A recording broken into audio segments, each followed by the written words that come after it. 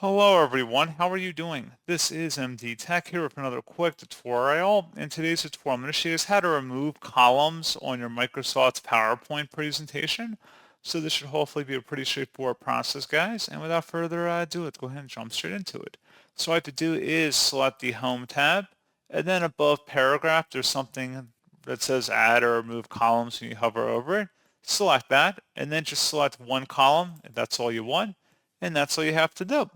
So pretty straightforward process, guys, and as always, thank you for watching. I do hope that I was able to help you out, and I do look forward to catching you all in the next tutorial. Goodbye.